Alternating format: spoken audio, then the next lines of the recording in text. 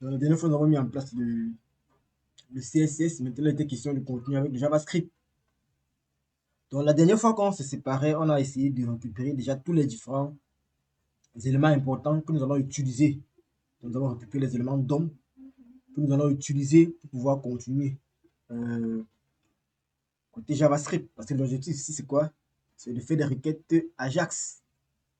Des requêtes qui vont s'exécuter côté serveur. Donc, on va envoyer des requêtes vers le serveur pour obtenir des réponses en utilisant bien évidemment la première méthode qui est la méthode avec l'objet XML HTTP request. Donc l'autre jour, ce que nous avons fait, c'est que nous avons, comme j'ai dit tantôt, récupéré les différents éléments importants du DOM.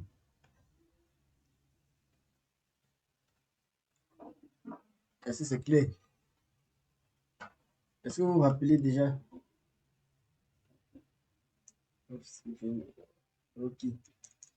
Et là, maintenant, il était question de construire tout d'abord l'URL. Alors, lorsque nous voulons lancer des requêtes vers des serveurs, la première des choses, c'est qu'il faut avoir d'abord l'URL du serveur. Quelle est l'adresse ou alors quelle est l'URL qui nous permet de contacter le serveur et quels sont les paramètres que nous allons utiliser pour pouvoir ici là exécuter notre requête. C'est la première des choses que nous allons mentionner. Donc, on doit donc déclarer une variable,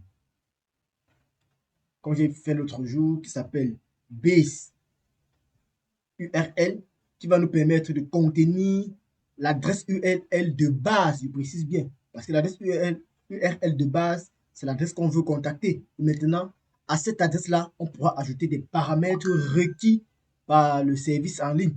Lorsqu'on parle de service en ligne, ça peut être votre propre service que vous avez créé.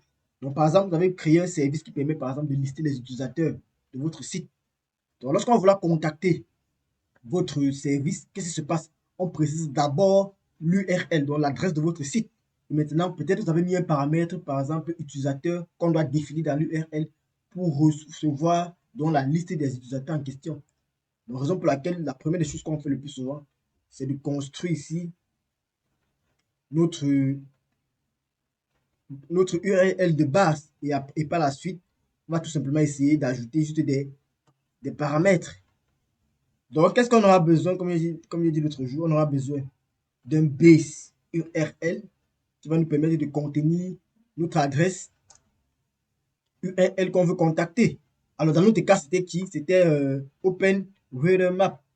Alors, si vous allez sur OpenReaderMap, vous avez l'adresse URL en question. Donc, si on passe sur OpenReaderMap, vous allez voir en fait tout ce que je suis en train de dire là.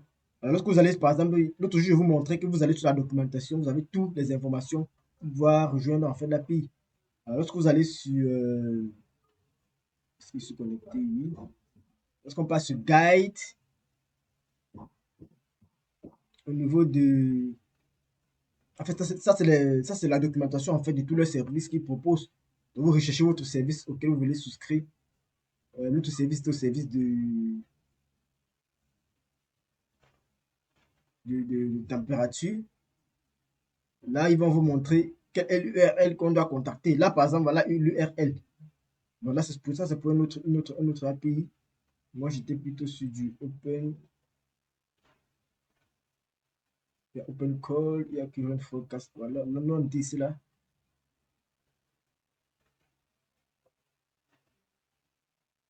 Ok. Donc, voici le service que nous allons utiliser ici. C'est celui-ci. Donc, qu'est-ce qu'on fait? On va tout simplement pour construire notre. Je dis comment? Pour construire notre URL, on va donc utiliser l'adresse que vous voyez à l'écran.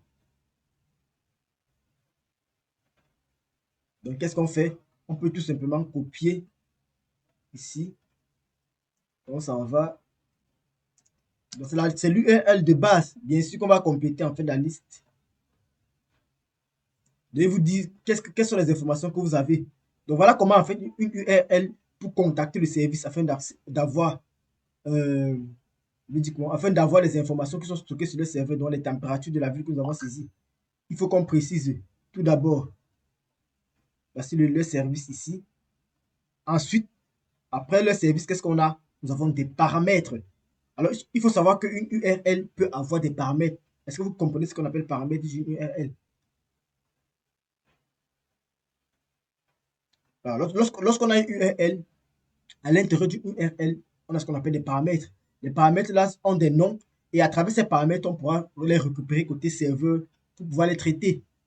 Si vous vous rappelez par exemple les requêtes GET, lorsqu'on parle de paramètres de requêtes GET par exemple, c'est parce que on va pouvoir récupérer la valeur de ces paramètres là côté back-end, donc sur le côté serveur. Donc, lorsqu'on va programmer côté serveur, on va rentrer plus en profondeur lorsqu'on sera sur un langage serveur comme peut-être Java, comme on va commencer avec Java, ou bien Java Jakarta UU. Vous allez voir en question comment on traite les paramètres d'une requête. D'une requête. Donc, en GET, on peut passer des paramètres dans l'URL. Lorsque vous allez voir une URL et que vous allez voir un point d'interrogation, sachez que tout ce qui suit un point d'interrogation est un paramètre. Donc, on aura là le paramètre latitude qui va recevoir quoi? Une certaine valeur. On aura le paramètre longitude qui va recevoir une certaine valeur. Et on aura le paramètre APP-ID qui va recevoir quoi? Notre API key, donc la clé qui nous permet en fait ici d'avoir accès au service. Vous vous rappelez très bien la dernière fois, nous nous sommes inscrits au service. Et pour pouvoir utiliser le service, il faudrait bien qu'on précise que c'est nous qui voulons accéder en fournissant en fait ici là notre clé que nous avons générée sur leur site. Donc ça, c'est les paramètres qu'ils ont besoin en fait pour pouvoir exécuter votre requête sur le serveur. Donc lorsque vous allez envoyer la requête, eux, ils vont regarder quoi? Ils vont regarder le premier paramètre qui est la latitude, la longitude. Et ils vont regarder également l'API ID pour savoir qui émet la requête. Est-ce que celui qui émet la requête fait partie de nos utilisateurs? Si c'est le cas, ils vont exécuter votre requête. Et là, ils vous présentent ça dans la documentation, tous les différents paramètres possibles. Vous voyez là, par exemple, là, vous pouvez préciser la latitude, la longitude, votre clé, le mode, les unités, la langue, etc. Il y en a plusieurs. Donc, en lisant la documentation, lorsque vous êtes en face d'un service, vous avez toutes les informations pour pouvoir contacter ce service-là. Donc, c'est la même chose que vous allez faire, par exemple, lorsque vous allez créer vos API pour communiquer avec vos sites Internet. Vous allez devoir mettre des paramètres pour pouvoir cela tester. Est-ce que c'est vraiment la personne qui vient a le droit, par exemple. Donc, avec le API ID, par exemple, ils veulent se rassurer que est-ce que celui qui demande ce service a le droit d'avoir les informations sur ce service-là. Raison pour laquelle ils vous obligent de vous connecter, d'avoir un compte sur leur site, en fait. Est-ce que c'est clair? OK. Donc là, une fois que nous avons cela, donc notre base URL, alors nous allons construire notre base URL par nous-mêmes. Parce que certains paramètres, on va les prendre avec le header. Donc, au niveau de notre base URL, on va s'arrêter là. Donc, on va prendre quoi? C'est d'abord le API en fait. Le API s'arrête ici pour contacter le service. Maintenant, nous, ce qu'on va faire, c'est que on va presser, dans un premier temps, nous allons presser juste deux paramètres. Les autres, on va les prendre, comme vous le savez bien, on veut récupérer en fonction d'une ville. Il faudrait bien que la ville soit, on récupère la ville depuis quoi? Depuis le champ. Nous avons précisé ici à la ligne 3. Est-ce que c'est clair? Donc, ce qu'on va faire, c'est qu'on va s'arrêter là pour construire notre adresse et par la suite, nous allons compléter cela. Donc, la première chose que nous allons fournir uniquement ici, c'est quoi? On va fournir juste deux paramètres. Le premier paramètre que nous allons fournir, ce sera quoi? Ce sera les unités. Nous allons préciser que nous voulons les valeurs numériques. Et maintenant, on va préciser également la langue, parce qu'il y a plusieurs langues également, comme vous avez vu ici là dans la documentation. En fait, c'est le même principe pour tous les API en ligne, en fait. Si vous voulez utiliser par exemple PayPal, c'est la même chose. Vous allez vous inscrire sur leur site, aller récupérer les informations, vos informations d'API. Il y a une documentation également pour vous montrer comment est-ce que vous contactez l'API de PayPal pour pouvoir faire les paiements sur votre site. C'est la même chose pour Stripe. Lorsque vous voulez faire les paiements avec Stripe, ils ont une API dans leur service de paiement en ligne. Vous allez tout simplement sur leur documentation, ils vous disent que vous devez créer un compte, générer vos clés, et c'est ça qui vous permet donc de faire des requêtes. Pourquoi la clé? Parce que c'est pour la garantie, c'est là la sécurité. Vous voyez très bien que si vous voulez faire un paiement, il faudrait bien que lorsqu'on paye, ça part exactement sur votre compte. Du coup, il y a cette sécurité-là avec les API key. J'espère qu'elle me fait comprendre. OK. Donc, point de départ, nous aurons besoin de quoi? Nous aurons besoin de units pour définir l'unité de mesure. Et pour l'unité de mesure, on va prendre les métriques pour dire qu'on veut les valeurs. Et vous pouvez voir la documentation pour en savoir plus. Et on va aussi là dire qu'on veut la langue, on veut utiliser le français. Parce que par défaut, ce sera en anglais. Parce que le serveur va nous fournir des réponses. Et on veut que ces réponses que le serveur nous fournit soient en français pour qu'on ait pu à les translate, donc les traduire. Donc, au niveau de notre JavaScript, on va tout simplement préciser quoi? Comme je dit tantôt, les unités. Donc, on va prendre tout simplement unit et on va lui donner la valeur métrique. Exactement. Donc, on va avoir les métriques.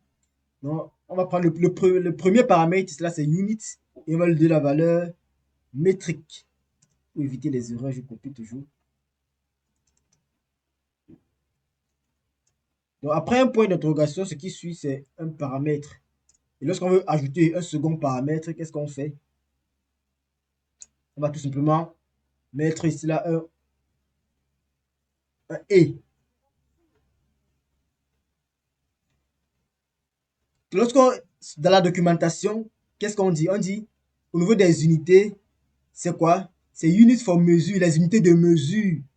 Et ici là, il y a le standard, il y a le métrique, il y a le impérial.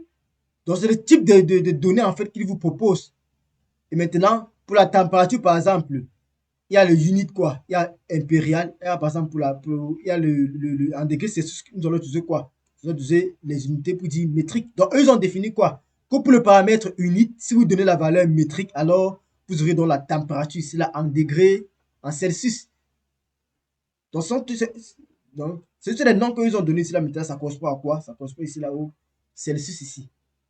Donc, en fonction de ce que vous voulez faire, eux, ils ont déjà prévu certaines valeurs. Libaro, maintenant, voilà, si vous voulez convertir à autre donnée, donc, bah, vous récupérez et vous traitez comme vous voulez. Est-ce que c'est clair? Ok. Donc, en ce qui concerne maintenant, je vous dis ça comment? Donc, une fois que nous avons défini le premier paramètre, il faut définir également le deuxième paramètre. Le deuxième paramètre, nous avons dit que ça devait être quoi? La langue. Oups.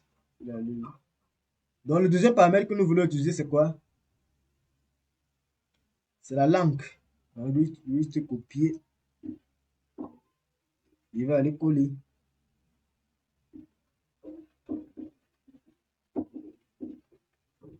Alors maintenant, pour donner un second paramètre dans une requête, on utilise le et commercial, ou bien l'espèce lui.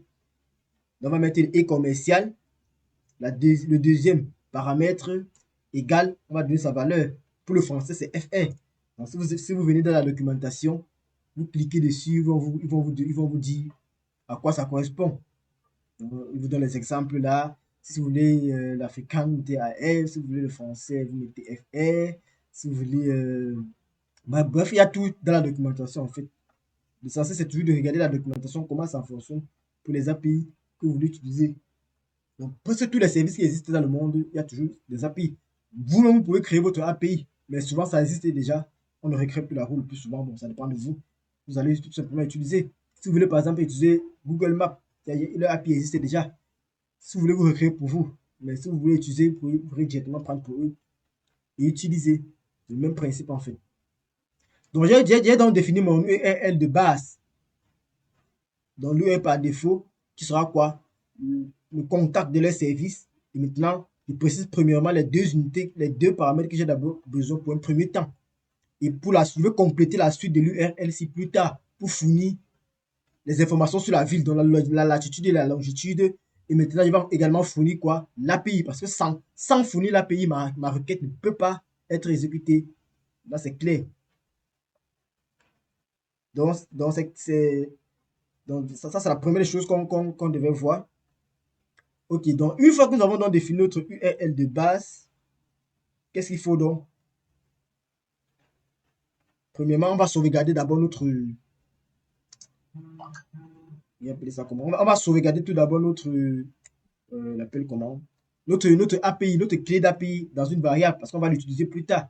Mais le plus souvent, soyez-en sûrs que le plus souvent, vous n'allez pas sauvegarder ça dans un fichier JavaScript. Hein. Soyez-en sûrs parce que sinon, vous ignorez que le JavaScript est visible côté client, un utilisateur, quelconque pourra voir vos codes. Le plus souvent, on sauvegarde côté serveur, on fait des appels serveurs ici là pour pouvoir les afficher, pour éviter ici là que un client puisse accéder à notre clé d'API. Donc, ce qu'on va faire, c'est qu'on va copier notre. Il dit par rapport aux clés d'API, en fait. Le plus souvent, c'est sauvegarder côté serveur. Parce que les requêtes qu'on va faire le plus souvent, on va les faire côté serveur. Vous ne pouvez pas faire les requêtes côté client comme ça dans le JavaScript parce que le JavaScript est visible. Lorsque le client répond, lorsque le serveur répond, il envoie le code HTML, c'est JavaScript. Et imaginez que vous avez mis vos clés dans un code, dans un code JavaScript. Bah, en un instant, on va vous pirater et récupérer tout votre argent dans votre compte de PayPal. Donc, du coup, la récupération des données vont se faire dans la base de données et côté serveur. Est-ce que c'est clair? Ok. Donc, c'est juste pour un TP. Au fur et à mesure que vous allez avancer, vous allez voir comment ça se passe. Donc, quand on regarde les langages côté serveur, vous allez voir comment est-ce qu'on procède pour le faire. Donc là, nous sommes dans un TP. Ça, c'est un simple TP. Il y a certains API que même si quelqu'un veut, n'aura pas besoin parce que c'est votre compte principal. Mais il y a d'autres également qui doivent être sécurisés, comme pour les paiements. Ça doit bien évidemment être sécurisé. Donc, ce qu'on va faire, c'est que je vais copier ma clé d'API. Je vais donc créer une variable qui va contenir dans ma clé. On va mettre dans une variable qui s'appelle key.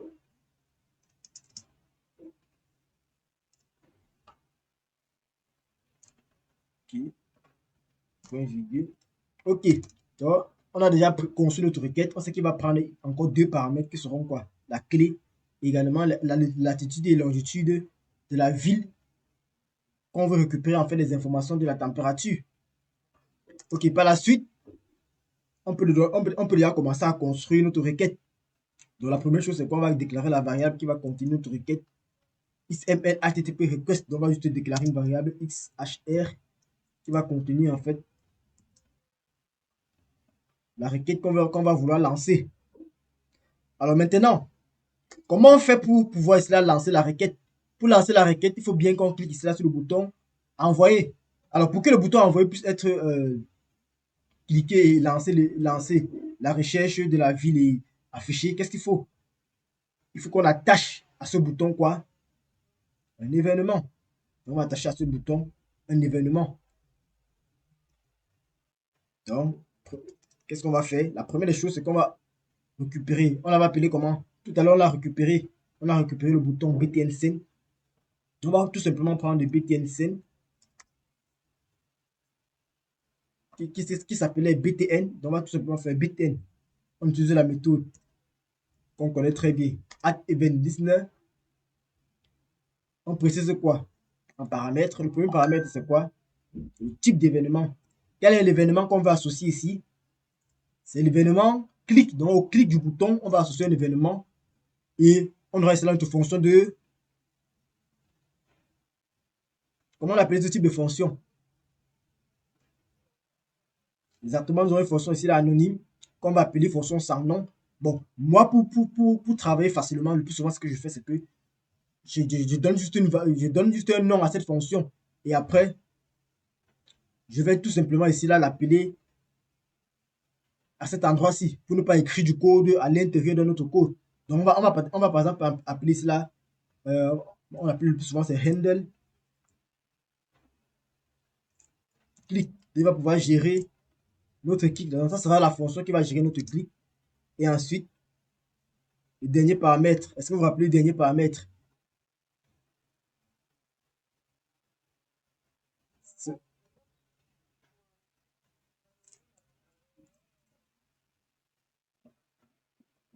Ça, force pour dire qu'on ne définit aucune option. Exactement, ça c'est une fonction anonyme qu'on va mettre. Donc j'ai dit quoi? J'ai dit qu'ici là, je vais déclarer cette fonction anonyme plus tard.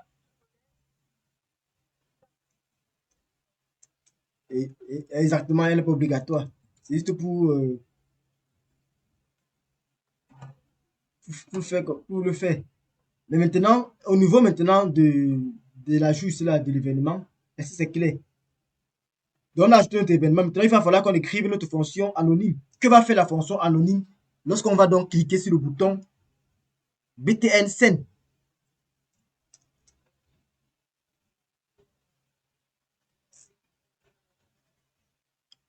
Exactement. Elle va d'abord récupérer. La première chose, c'est quoi? Lorsqu'on va cliquer sur ce bouton, il faudrait ici là que on récupère tout d'abord la valeur du champ city.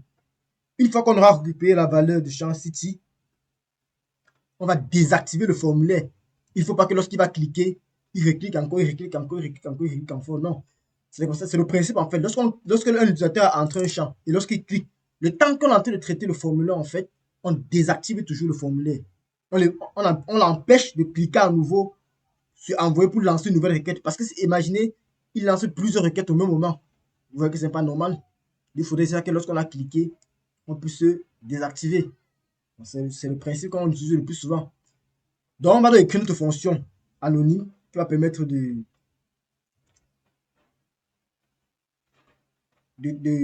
traiter en fait l'événement qui survient lorsqu'on a cliqué sur le clic. Donc, comme toute fonction,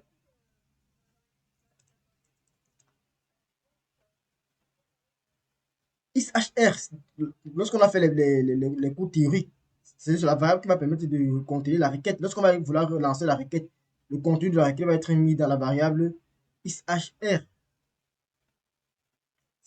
XHR pourquoi? Pour XML HTTP request. Donc, ça va la variable qui va contenir la requête XML HTTP request qu'on va lancer.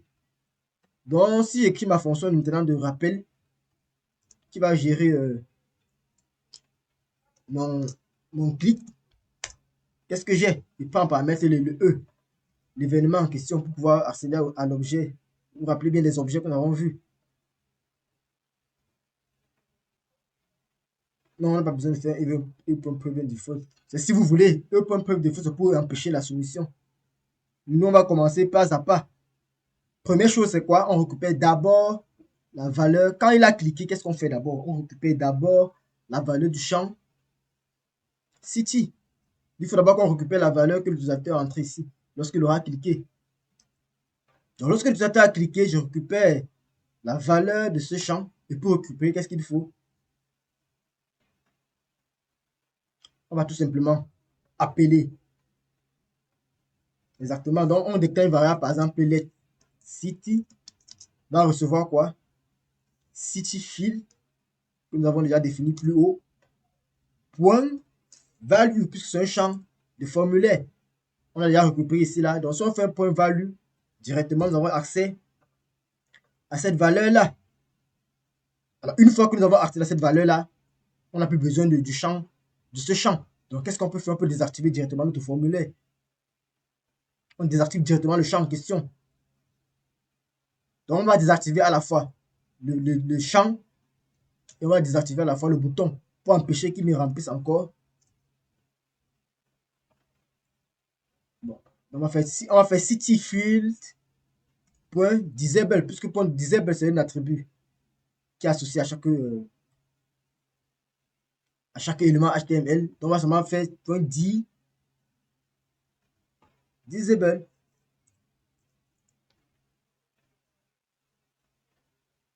On veut désactiver le champ. Désactiver le champ. C'est pour désactiver, donc pour le rendre non fonctionnel. Donc, on va faire un cityfield.disable reçoit true. Par défaut, tous les champs sont activés. Lorsque vous faites un disable, ça désactive dans le champ. Et maintenant, il va faire un btn.disable true également. Donc là, on va dire quoi? On va dire là qu'on désactive le formulaire, les champs du formulaire. Alors, une fois que c'est fait, qu'est-ce qu'on peut faire d'autre? Ce qu'on a fait maintenant, si vous vous rappelez très bien, ici, là, dans les fichiers, dans les images, je vous avais montré ce symbole-ci. Donc, on va faire que lorsque l'utilisateur a entré la ville, il a cliqué sur... il a cliqué en fait sur le bouton. On appelle sur le bouton. On appelle ce bouton envoyer. On va lancer cette image ici là pour montrer cela que le traitement de la requête est en cours. Est-ce que vous comprenez? Donc, ce que je veux faire, c'est que je veux, lorsque l'utilisateur aura entré la ville par exemple de Douala. Il aura cliqué sur envoyer. Qu'est-ce qu'on fait? On a dit qu'on désactive. On récupère d'abord la valeur qu'il a entrée, qui est Douala.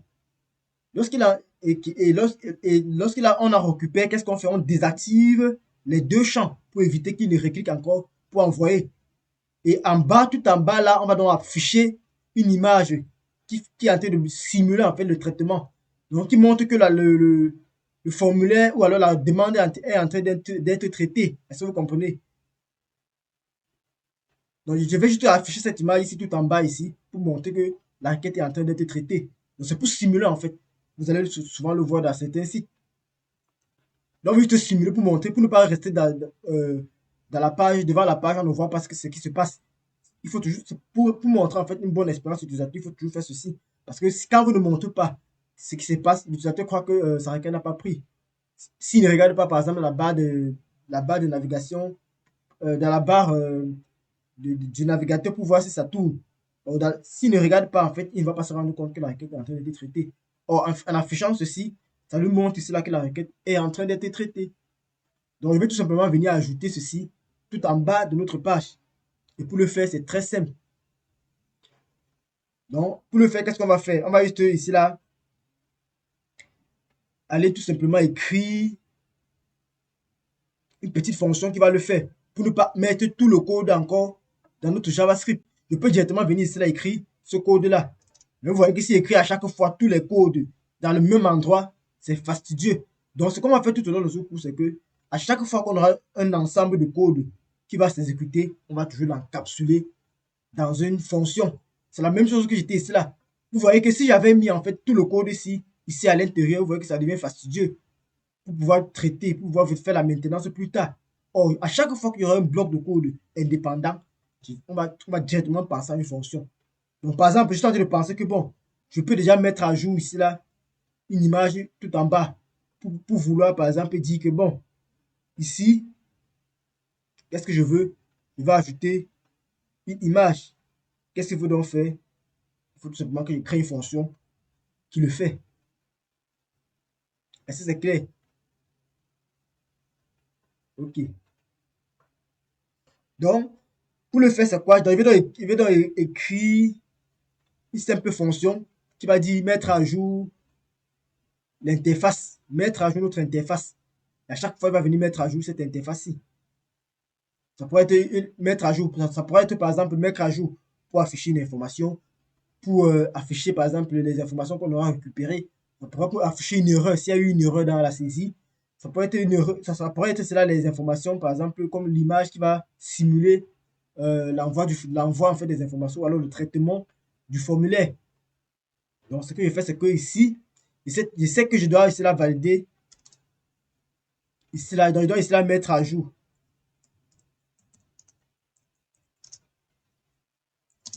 de l'UI, de l'interface de l'UI pour dire l'expérience utilisateur.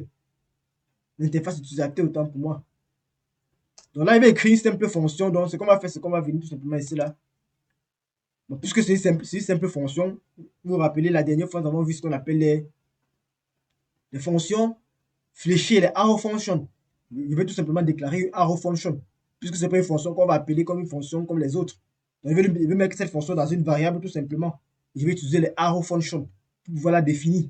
Donc, qu'est-ce qui va se passer? Lorsqu'on va appeler cette fonction, on va juste passer en paramètre l'élément qu'on veut afficher. Si c'est pour afficher un texte, on va passer en paramètre le texte à afficher. Si c'est pour afficher une image, on va passer en paramètre l'image qu'on veut afficher, etc., etc. Donc, je vais d'abord déclarer dans ma variable qui va s'appeler let update UI. Donc, c'est-à-dire quoi? Une fonction qui va permettre de mettre à jour l'interface utilisateur. Donc, c'est mieux, comme puisque UI, c'est ça les abréviations, on va mettre une majuscule partout. Donc, update UI. Et qu'est-ce que j'ai dit tantôt par rapport à lui? C'est une fonction, on va utiliser les fonctions fléchées, les arrow functions. Donc, lorsqu'on va faire let update UI, qui est le nom de la fonction, on va utiliser quoi? Les fonctions fléchées. Qu'est-ce qu'on avait dit par rapport aux fonctions fléchées? Elles commencent par quoi? Exactement. Par les parenthèses. Maintenant, on va passer à, s'il y a des paramètres, on donne bien évidemment ces paramètres-là. Et on utilise notre flèche pour définir dans notre fonction. On va donc définir le corps. Puisque ce sera un code qu'il va envoyer. Si c'est l'image, il va envoyer quoi? Le texte qui permet d'insérer une image. Si c'est pour afficher un texte pour dire requête exécutée, j'envoie quoi? J'envoie peut-être le texte dans un H1, dans un P. Je pourrais mettre n'importe quoi que je veux.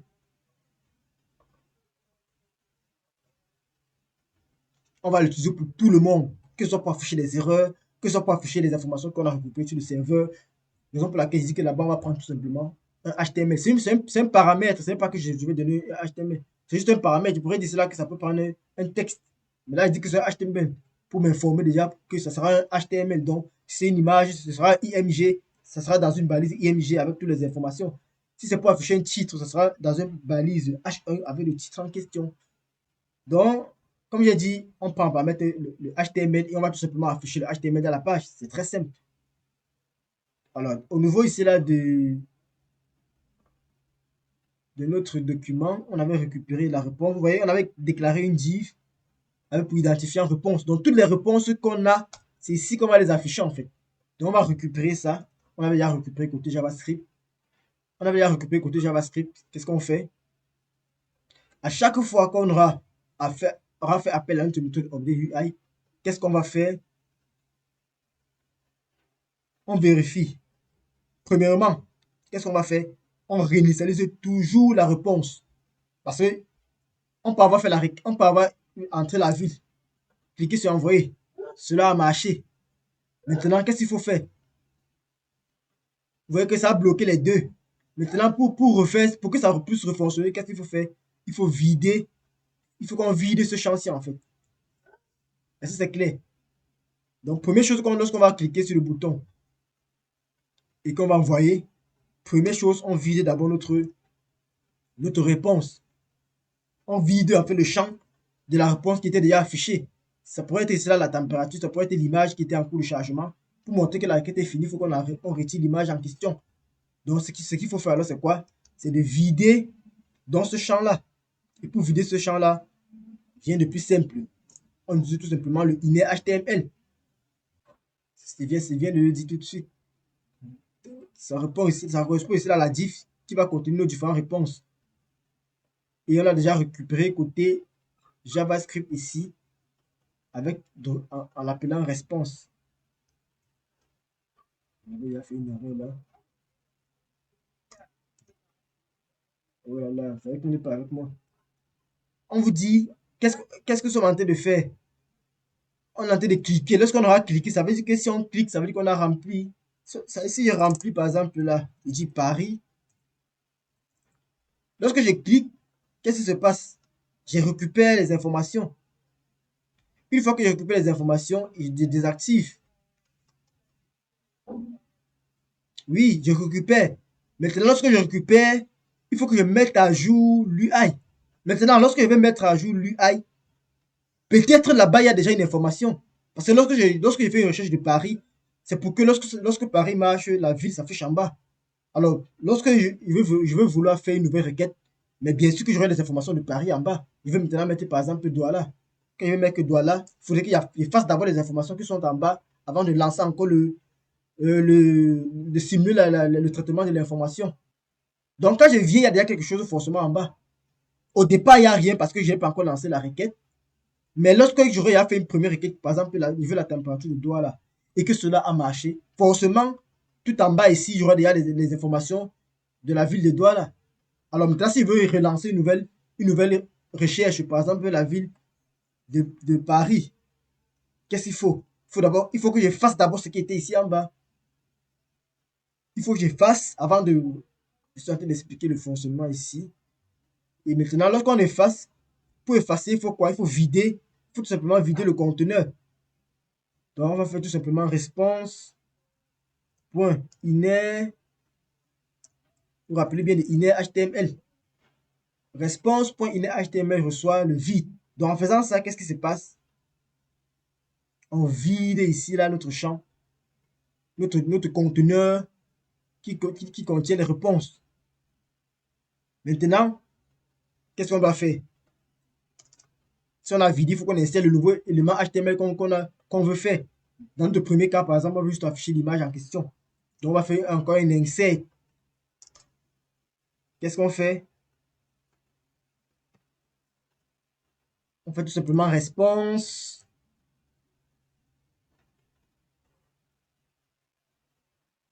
Response. Point. On va utiliser ça, une autre méthode qu'on utilise le plus souvent pour insérer des contenus. Raison pour laquelle vous avez dit à chaque fois qu'on va faire des TP, il y a la nouvelle chose que vous allez constater. Donc, on va utiliser ça, le response. Point insert adjacent. HTML. Pour faire quoi? Pour insérer à une position fixe qui est différente par rapport au inner HTML qui est ainsi vidé directement un contenu. Donc, on va vouloir insérer à une position fixe. Donc, on va vouloir insérer avant la fin du conteneur qui s'appelle response. Donc, on va faire insert adjacent HTML. Et le premier paramètre, c'est l'endroit où on veut insérer. La position. Où est-ce qu'on veut?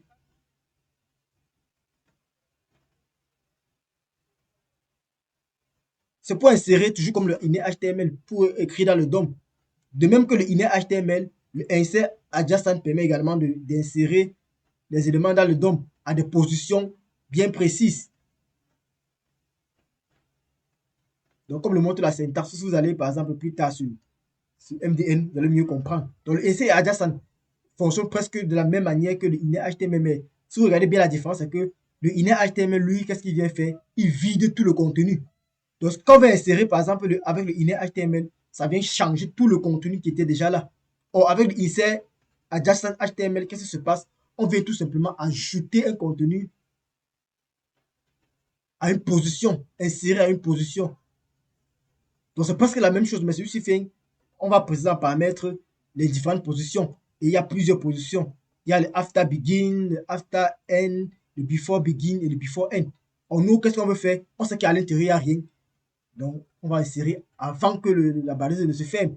Donc, si on veut insérer avant que la balise ne se ferme, on va tout simplement faire before end. Donc, avant que la balise ne se ferme. Donc, quand on voit des trucs comme ça, après, qu'est-ce que vous faites? Vous allez tout simplement sur MDN. Vous essayez de regarder parce qu'on ne peut pas tout faire, toutes les propriétés d'un coup. Raison pour laquelle dans les TP, on découvre certaines choses. Mais on a déjà vu tous les concepts de base. Maintenant, à chaque fois, on découvre juste dans les TP certaines autres choses parce que le langage est vaste. Ça va être du temps que vous allez maîtriser un certain nombre de choses. Donc, c'est qu'on va insérer avant la fin quoi? Notre contenu HTML que nous avons pris en paramètres. Et c'est terminé.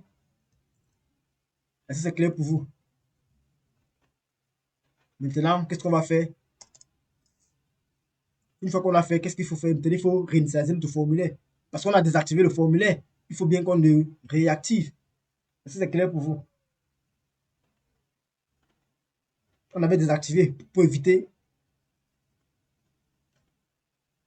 Exactement. Puisqu'on l'avait désactivé, il faut bien qu'on le réactive. Donc, on va faire quoi? Bon, on va venir tout simplement ici. On va tout simplement pas la même chose. Bon, il y a plusieurs méthodes. Donc, on va réinitialiser le formulaire en faisant tout simplement, en changeant les valeurs à false. En le faisant normalement, c'est censé fonctionner. Mais test content, c'était pour le texte, non? Test content, en fait, un test content, en fait, c'est un nœud de type texte. Donc, lorsqu'on a une balise HTML, un élément HTML, lorsqu'on fait un test content, qu'est-ce qui se passe? Ça récupère le contenu textuel qui est à l'intérieur. Donc, quand vous voulez ajouter peut-être, quand vous voulez ajouter par exemple un texte content, ça veut dire que c'est un texte que vous ajoutez, donc ça va prendre, ça ne va pas gérer en fait les formatages. Or, avec les inner HTML, c'est d'office quoi, c'est que c'est un contenu HTML qui va être inséré. Or, les tests content sont les textes, sont les nœuds de type texte. Parce qu'il y a une différence ici là, au niveau du traitement du texte. L'autre c'est un texte, l'autre c'est, on a bien, vous voyez très bien que sur inner HTML, qu'est-ce qu'on a? On a inner HTML. Donc, vous dites déjà que il y aura un HTML qui va être géré. Or, l'autre dit text content. Déjà, le nom vous indique déjà ce que c'est. Contenu textuel. Alors, lorsque vous prenez par exemple, regardez simplement INET-HTML. INET-HTML vous permet de faire quoi? Au niveau du type de contenu. Ça va interpréter le contenu en fait que vous donnez. Ça veut dire que vous pouvez écrire des contenus dans une balise et vous donner, ça marche. Or, avec le test content, si vous mettez un contenu avec les balises, ça ne va pas interpréter cela. Donc, ça va mettre les balises également dans la page. Donc, avec le inner HTML, vous pouvez modifier non seulement un texte, mais également la structure HTML. Ce qui n'est pas le cas ici, en fait, avec le test content. Et c'est plus sécurisé également avec le inner HTML. Pour éviter, il y a certaines failles de sécurité qu'on appelle, comment on appelle ça encore? C'est le Cross-Site Scripting, le XSS. Donc, puisque vous avez utilisé le inner HTML, ça vous génère votre contenu HTML. Ça évite que quelqu'un vienne insérer un code malveillant. Or, le test content, c'est quoi? Ça traite tout simplement le contenu de manière stricte. Un texte qui sera brut. Ça vous dit que vous insérez un texte brut tout simplement. Donc, chez vous, en utilisant le inner HTML, vous savez ce que vous êtes en train de faire. Et lorsque vous utilisez test content, vous savez ce que vous êtes en train de faire. Vous savez déjà que lorsque vous utilisez test content, c'est tout simplement les nœuds de type texte. Lorsque vous avez fait appel à inner HTML, ce sera des contenus de type. Donc, quand on a commencé à inner HTML, c'est parce qu'on est en train de traiter une partie qui va contenir des balises que nous allons. C'est pour ça que cela, vous avez vu que lorsque j'ai pris cela, j'ai pris quoi, un HTML. Parce que je sais que c'est un HTML, donc, même quand je veux modifier, je sais que c'est un HTML, donc je vide, sachant que c'est le HTML. Donc, on a donc fini notre update UI qui va se charger en fait de mettre à jour notre zone de réponse. On réécrivait cette fonction aussi parce que pourquoi? On pouvait directement copier tout ceci. On vient coller là. Mais puisque c'est fastidieux, exactement, puisque c'est fastidieux, et pour gérer même la maintenance, ça sera compliqué, on a mis ça dans une variable update UI que je vais maintenant venir ici appeler. Donc, je vais dire update UI. Qu'est-ce que je fais maintenant? Je peux déclarer une variable ici, la lettre img. Donc, mon image qui va afficher, je vais mettre ça dans une variable. Le backstick, là, j'espère que je vais retrouver ça. Oh là là. Ok, c'est bon. Ok, j'ai mon backstick. Il va ici là insérer mon contenu HTML. Ici là. Dans mon image en question. Et pour le faire, j'utilise tout simplement une variable. Et après, je vais prendre cette variable ici en paramètre à mon UI.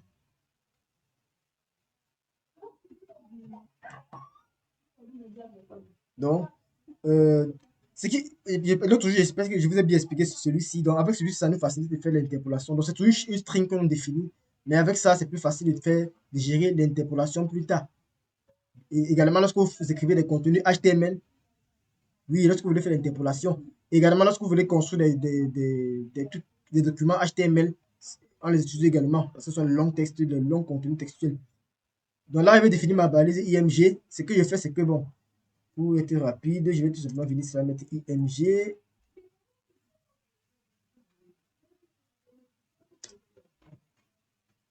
Non, je sais. Non, je vais utiliser le raccourci, c'est pour ça qu'il dit ça. Donc, je vais prendre IMG. Mon image est où? Mon image était dans image.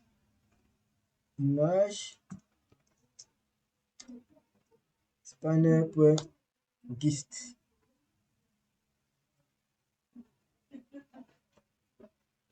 On peut mettre Spanner. On peut lui donner un identifiant également, la même chose.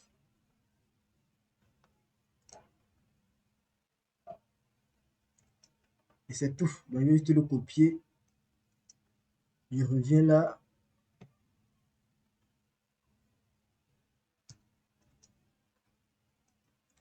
En piste. Donc, s'il fait maintenant un update UI, il attendait quoi en paramètre? Un HTML.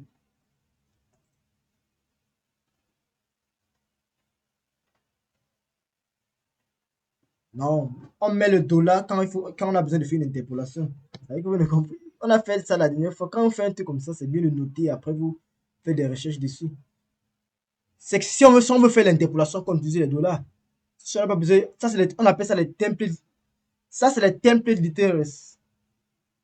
Quand on parle de l'interpolation, ça veut dire qu'on va afficher le contenu d'une variable dans une string, dans une chaîne de caractères. Donc, le backstick, là, c'est le template literals qui nous permet de définir des textes. Maintenant, ça libre à nous, puisque c'est du côté, c'est en fait, lorsqu'on utilise ça sur le HTML, c'est pour faciliter le HTML en fait.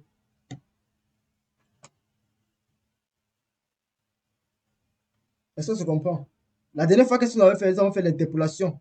L'interpolation est.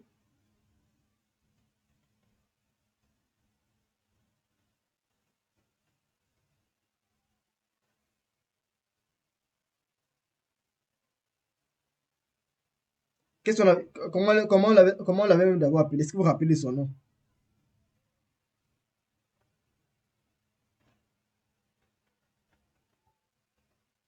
Voilà, vous voyez que vous n'avez. Mais, mais pour. Le problème, c'est que même pour. Comment on avait dit ça? Même pour pouvoir comprendre quelque chose, il faudrait que vous connaissiez ce que c'est. Si vous ne connaissez pas ce que c'est qu'il y a problème. Lorsqu'on fait cours, les mots-clés au moins, vous devez les noter.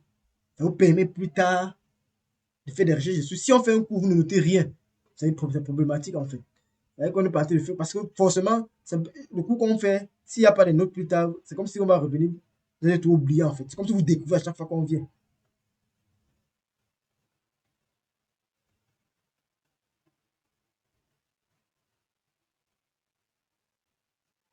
On les avait appelés les template literals.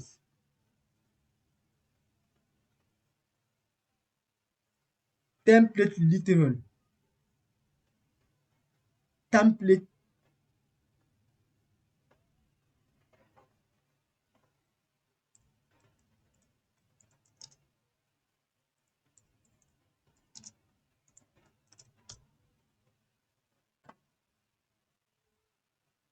Donc, c'est une forme en fait de string. Et l'avantage avec lui, c'est que vous pouvez ici là, comment il dit, l'avantage avec le template literal, c'est que vous pouvez définir. Quand vous faites un retour à la ligne, en fait, ça comprend votre retour à la ligne par rapport ici là à une simple string du type, de ce type, ou bien de ce type. Est-ce que vous voyez la nuance? Grâce ici là au template literal également, vous pouvez gérer les retours à la ligne. Si je veux mettre notre balise en bas, qu'est-ce que je fais? Je vais tout simplement aller à la ligne et mettre ma balise. Lors de l'interprétation, il va comprendre. Ce n'est pas que c'est plus pour le retour à la ligne. Ce n'est pas que ça.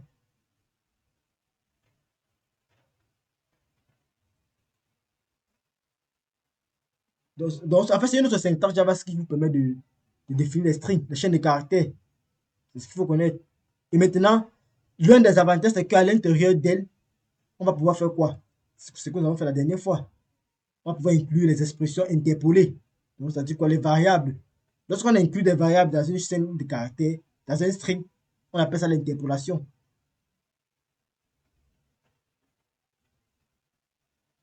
J'espère que c'est clair jusqu'ici. Donc, si vous revenez dans la documentation, vous allez mieux comprendre à quoi servent les temples littéraux. Vous appelez ça littéraux de gabarit. Bon, c'est une traduction en anglais. Vous allez un peu voir. Si vous regardez, vous allez un peu voir. Donc, l'un des premiers avantages, c'est quoi? C'est ici, c'est l'interpolation qu'on va faire dans une chaîne de caractères. Donc, c'est-à-dire qu'on va afficher les variables dans une chaîne de caractères. C'est ça qu'on appelle l'interpolation. Et également, au niveau ici, là, il y a plusieurs. Enfin, on utilise plus l'interpolation, mais également pour la définition ici, là, des chaînes de caractères sur plusieurs lignes. Je pense qu'il y a un exemple que pas ici. Alors, regardez par exemple ici, là. Vous voyez qu'on a un texte sur plusieurs lignes. Donc, grâce ici, là, à ça, on peut avoir les textes sur plusieurs lignes. Notamment, ça nous sert dans notre cadre. En définissant, en fait, ici, notre, notre variable IMG, notre adresse IMG dans IMG, ça nous facilite, en fait, de pouvoir insérer plusieurs balises les uns à la suite des autres pour ne pas les faire suivre de manière horizontale. Un peu comme on définit les balises côté HTML. Je crois que vous comprenez très bien. Ok, d'accord. Donc, qu'est-ce qu'on a fait? Au clic de notre bouton, qu'est-ce qu'on fait? On récupère la valeur du champ que l'utilisateur a saisi. On désactive d'abord le formulaire pour l'empêcher de cliquer à nouveau. On fait une mise à jour de l'interface utilisateur pour montrer que l'interface est en train d'être mise à jour. Donc, lorsqu'il aura entré la vidéo qu'on va cliquer, est-ce que vous voyez maintenant? Donc, ça va charger pendant que le traitement sera en train de faire en arrière-plan. Et lorsque le traitement sera terminé, qu'est-ce qu'on va faire? On va également retirer celui-ci et afficher les informations que nous voulons. Est-ce que c'est clair pour vous?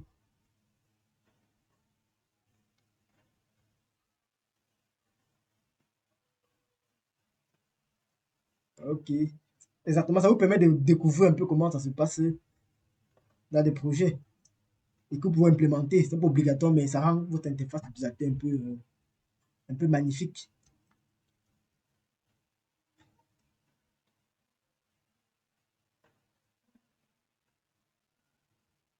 Exactement, puisque tout fonctionne aujourd'hui sous forme d'API. Exactement. Tout de nos jours fonctionne sous forme d'API. Vous allez voir, il y a ce qu'on appelle les architectures microservices de nos jours. Tous les grands sites que vous voyez en ligne fonctionnent de la même manière. Lorsqu'ils créent des services, on a, par exemple, vous voulez faire vous allez voir une entreprise, par exemple, comme Google. Tous leurs services sont basés sur les architectures microservices. Donc, c'est-à-dire quoi? Puisqu'ils utilisent plusieurs langages, ils utilisent le C++, ils utilisent le Python, ils utilisent le Java, ils utilisent le PHP. Chaque service qu'ils utilisent, en fait, est souvent fait avec un langage différent. Donc, ils créent des API et maintenant, le service principal consomme juste ces API-là, en fait. Et chacun est déployé sur des serveurs différents, peut-être à différents endroits du monde même. Et les appels peuvent être faits côté serveur ou bien côté client, avec JavaScript, côté serveur avec un langage serveur. Dans le cas, par exemple, des API de paiement, on va toujours le faire côté serveur. Donc, il faut contacter l'API et traiter. Maintenant, les requêtes asynchrones maintenant vont se gérer côté JavaScript. Donc, on peut dire c'est là qu'on a atteint notre premier objectif. Qu'est-ce qu'on a fait? On a déjà récupéré, on connaît déjà la valeur. Donc, qu'est-ce qu'on peut même faire? Dès qu'on a récupéré l'élément, on peut même faire un console.log pour voir est-ce que ça va vraiment récupérer. Donc, faire un console.log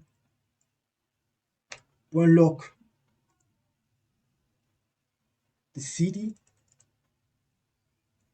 pour voir est-ce que la ville a vraiment été récupérée. Alors, si on enregistre et qu'on s'en va regarder, on va voir très bien, c'est là que si j'entre la ville de Paris et que je clique sur envoyer, vous voyez que ça récupère bien ma ville et ça bloque. Donc, je ne peux plus cliquer. Même si je clique ici, apparemment, il y a quelque chose. Ah oui, c'était là. Ah oui, il a bloqué ici. Parce qu'on l'a fait avant. Donc, à chaque fois que je vais le faire, qu'est-ce qui se passe? Premièrement, quand je clique sur la ville, qu'est-ce qu'il fait? Il soumet les informations et il m'envoie celui-ci. Mais maintenant, il pense qu'il y a quelque chose qui ne marche pas. Ah, ok, on a déjà réinitialisé le formulaire, donc c'est normal que ça marche. Parce qu'on veut essayer là quoi? Qu'il charge, il charge. Parce que le chargement, s'il va entraîner quelque chose, il y aura encore un blocage que nous allons faire quelque part pour empêcher qu'il ne puisse réactiver le champ. Parce que la réactivation, c'est à la fin, en fait. Est-ce qu'on se comprend? Donc, la réactivation sera à la fin du traitement de celui-ci. J'espère que j'ai ajouté le bon endroit. Oui, c'est le bon endroit. Donc, ça, c'était la première partie qu'on devait faire. Donc, maintenant, pour continuer, qu'est-ce qu'il faut donc faire? Il faut donc lancer notre requête. Lancer notre requête consiste à faire quoi? À créer un objet de type XML HTTP request. Ah, vous dites? Ok.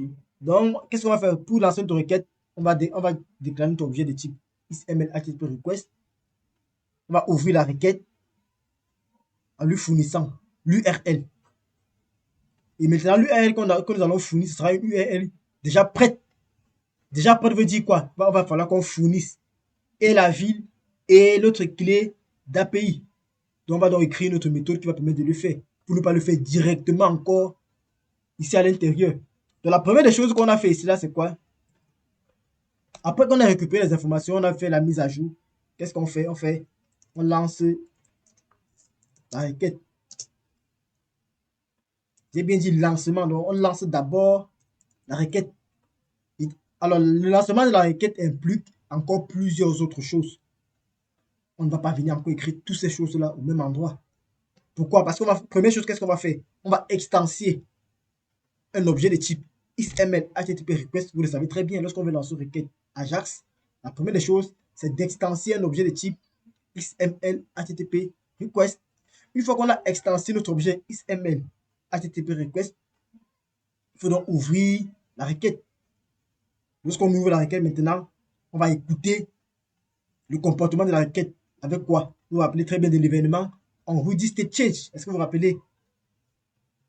L'événement onReady state change qui va permettre de gérer en fait la réponse suite à notre requête que nous avons lancée. Une fois que ce sera correct, qu'est-ce qu'on va faire? On va dans ici là envoyer proprement dit la requête.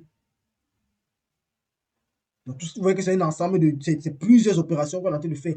Donc, du coup, on ne doit pas directement le faire ici dans un seul fichier. Donc, il faudrait qu'on crée une fonction également qui va le faire. C'est pour éviter d'avoir un code qui sera touffu. De venir dans un code, on voit une seule fonction avec 1000 lignes de code. C'est pas correct en fait. Il faut toujours subdiviser votre code. C'est pour ça qu'on a créé les fonctions en fait. Ok. Donc la deuxième phase, cela était de pouvoir lancer notre requête Ajax, notre requête HTTP vers le serveur qui nous propose un service. Et maintenant, pour le faire, il y a plusieurs opérations qui vont être faites. Il va falloir, c'est là qu'on ouvre, on crée d'abord l'objet XML HTTP request d'un objet XML HTTP request, qui est l'objet utilisé pour faire des requêtes Ajax. Et lorsqu'on va vouloir le faire, il faudra cela qu'on précise de manière réelle l'URL qu'on veut contacter. Au départ, on avait déjà donné notre URL de base. Il va falloir maintenant construire l'URL complète. Et la construction de l'URL complète nécessite qu'on récupère d'abord la ville. On traite la ville en fait et on envoie la ville avec ici notre clé d'API. C'est à travers ça en fait que l'API va nous retourner, le serveur va nous retourner les informations que nous voulons. Donc si on repart dans notre... Vous dites exactement, dans la documentation, vous avez tout. Oui, dans la documentation, c'est ce qu'on a... Au départ, je vous ai montré, non? Je vous ai dit, quand vous venez dans la documentation, dans Guide, il y a plusieurs paramètres. On va pas s'attarder là pour lire toute la documentation ensemble. C'est parce que j'ai déjà eu à utiliser que je sais que bon, on a besoin de telle chose, telle chose, telle chose. Quand vous venez par exemple au niveau de l'API, en fait, on vous dit, tout à l'heure, je vous ai montré la requête au niveau de la documentation, par exemple, qu'est-ce qu'on voulait? On voulait prendre au niveau de Word, c'était Word,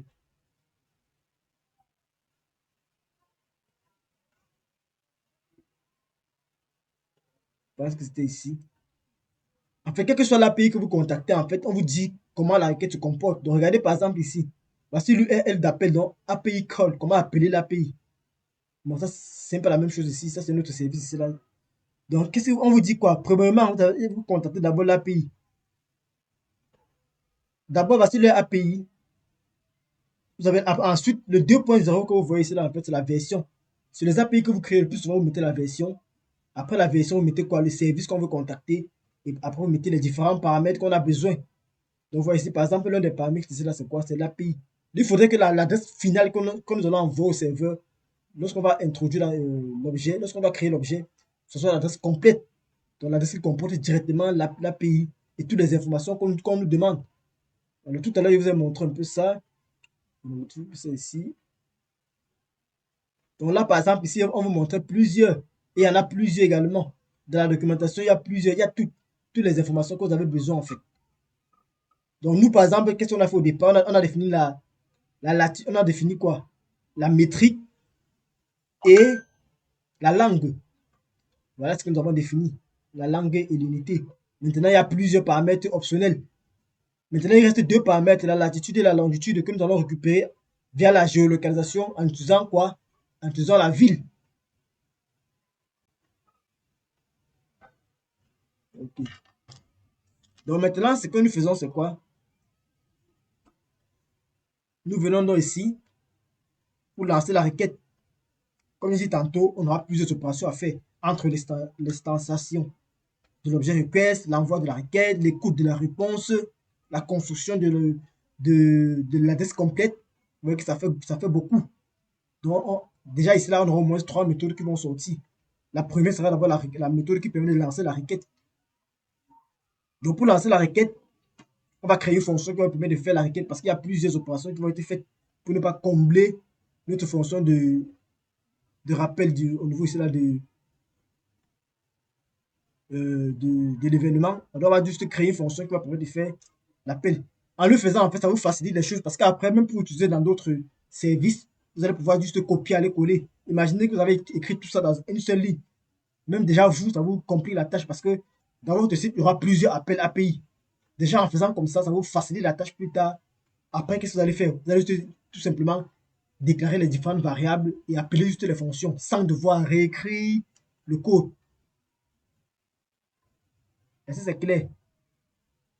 Donc, on va appeler notre méthode make request. Remarquez que je mets toutes mes méthodes en anglais. C'est pour éviter en fait les accents. On va tout travailler en anglais dans le nomenclature en fait. Donc, on va faire make request pour dire quoi?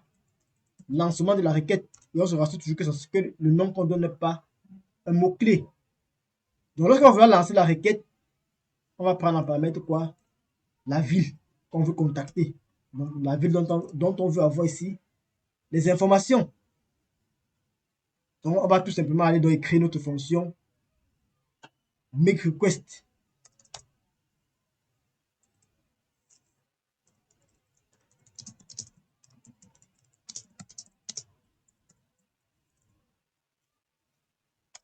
Donc, comme on déclare une fonction function make request qui va prendre en paramètre une ville, il va nous retourner quelque chose. Bon, ça ne retourne rien, ça va juste faire un ensemble d'opérations. Alors, quelle est la première chose que lorsqu'on veut lancer une requête? La première chose lorsqu'on veut lancer une requête, c'est d'abord d'instancier l'objet XML HTTP request en question. On avait déjà déclaré notre variable qui devait contenir la requête étant globale. Donc, on va juste modifier son contenu ici. Donc, c'est la première des choses. Exactement. Égal à new XML HTTP request. On n'a besoin d'aucun paramètre parce que nous allons définir ça par nous-mêmes. Voilà. Notre objet de type XML HTTP request a déjà été extensié. Qu'est-ce qu'on peut donc faire? On a déjà bien vu dans le cours théorique comment ce qui se passe. Une fois que non, c'est lorsqu'on lance la requête, est-ce qu'on instancie l'objet, on lance directement la requête. Il faut ouvrir. Voilà, exactement. Il faut qu'on construise d'abord notre URL de manière complète. Alors, pour construire notre URL, rien de plus mieux que d'utiliser directement une fonction également. Ça nous facilite la tâche. On va directement passer en paramètre de la ville. Ça nous construit l'URL, la fonction de la ville. Vous voyez que c'est plus mieux que de déclarer dans une variable. Donc, la prochaine étape, c'est quoi? C'est tout simplement d'ouvrir la requête. Et pour ouvrir la requête, qu'est-ce qu'on fait? Qu'est-ce qu'on fait? On prend notre objet qu'on a créé. Et qu'est-ce qu'on fait? On avait oublié. On appelle tout simplement la méthode open sur l'objet XML HTTP request. En paramètre, qu'est-ce qu'on précise? La méthode à utiliser et l'URL qu'on veut contacter. Quelle est la méthode qu'on veut utiliser ici là? C'est bien évidemment la méthode get puisqu'on fait une accession. Vous dites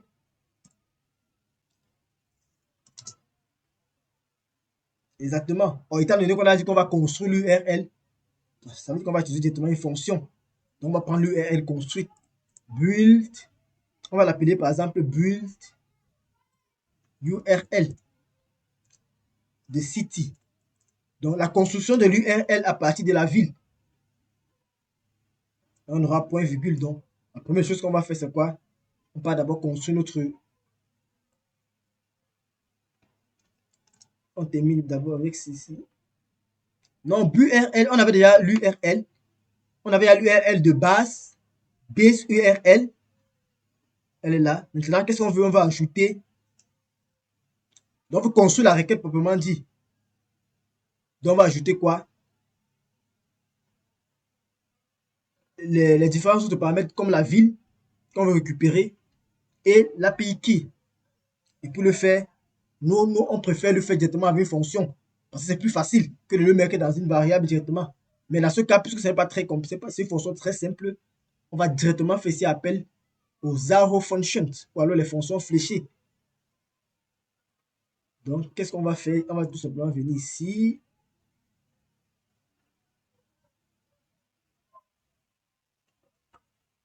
Où est-ce que j'étais? Oui, on va venir là. On va écrire notre fonction qui permet de construire l'URL de manière normale.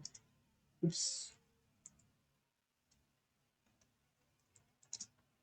Function build URL, donc construction de l'URL. Qu'est-ce qu'on passe en paramètre? Bon, c'est pas une fonction compliquée. Donc, ce qu'on va faire, c'est qu'on va mettre ça dans une variable. Je pense que c'est mieux. Donc, on fait un let build URL. Donc, on va utiliser une arrow function. Vous vous rappelez très bien. C'est plus simple en fait. Alors, qu'est-ce qu'il faut faire donc pour construire notre requête? Il faut ajouter notre requête. Il faut ajouter notre requête la ville. Il faut ajouter notre requête la clé d'API.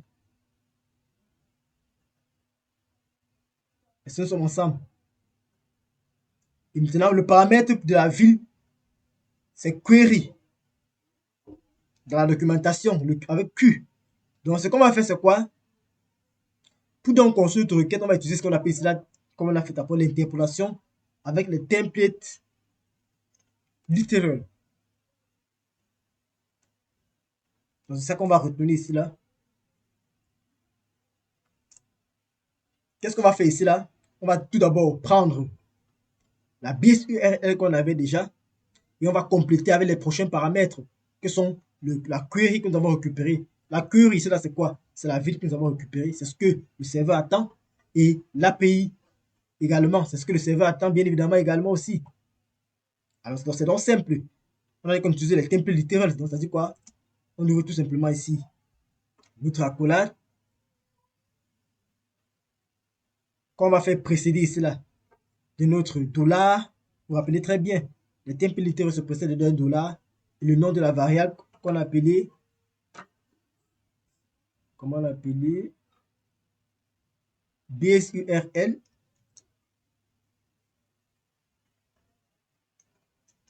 Donc, on a déjà notre base URL. Donc, là, nous sommes en train de construire en fait la requête, l'URL complète qui va nous permettre d'accéder au serveur et de récupérer les informations que l'on veut. Donc, on a notre build URL, que ce soit city. Bon, on a notre build URL, on peut pas mettre la ville. Maintenant, on retourne à l'intérieur quoi, un string interpolé. Premièrement, nous avons la base URL. Suivi de la base URL, on n'aura pas d'espace, bien évidemment. Il dit quoi? On va compléter les autres paramètres. Comment on complète les autres paramètres dans une requête, dans une requête get? C'est en utilisant ici là le et commercial. Je vous ai mentionné ça tout à l'heure. La prochaine requête sera quoi? La ville. Dans la documentation, pour envoyer une requête sur une ville, on utilise le paramètre query. Q. Une fois que vous avez précisé le query Q, vous définissez donc ici là la valeur que vous voulez donner. Avec quoi également? si vous vous rappelez. Mais égal. Après le paramètre, à chaque valeur, c'est égal.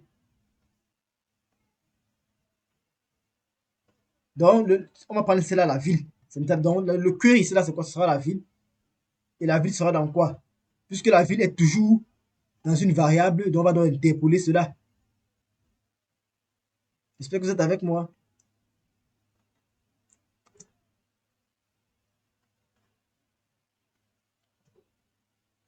Non, à la fin de la requête, qu'est-ce qu'on va avoir? Il faudrait cela qu'à la fin de la requête, on ait un truc comme ceci en fait. Est-ce que vous voyez ça? On est ça. Mais maintenant, parmi les paramètres qu'il propose, il y a la ville. Donc là, maintenant, je n'ai pas besoin d'aller dans tous les parcourir pour vous montrer. Et pour faire la requête pour la ville, qu'est-ce qu'on va faire? Ils disent qu'on peut utiliser directement les queries avec Q. Donc, si vous lisez la documentation, vous verrez. Donc, on passe directement le Q et on précise directement la ville. Si on connaît directement la latitude de la ville, qu'est-ce qu'on devait faire? Si je connaissais directement les latitudes des villes, je devais directement passer les paramètres de latitude et longitude. Mais vous voyez que c'est fastidieux. On ne peut pas connaître les latitudes et les longitudes de chaque ville. Donc, du coup, qu'est-ce qu'on va faire? On va passer par le paramètre query qui nous permet de définir la ville qu'on veut faire la recherche dessus. Et maintenant, on va se rassurer que la ville a été bien écrite. Voilà la nuance maintenant. On va éviter les accents, éviter les tirets, éviter tout ce qui est caractères spéciaux. Et il y a une fonction qui permet de le faire. Donc, lorsqu'on est en face d'une URI, puisqu'on sait que dans les URI, les caractères spéciaux ne sont pas autorisés. Donc, on va échapper tous ces caractères spéciaux-là. Et une fonction JavaScript qui permet de le faire. Parce que dans l'URL ne gère pas les accents. Donc, vous ne pouvez pas avoir, par exemple, où on a dit, par exemple, pcop.com.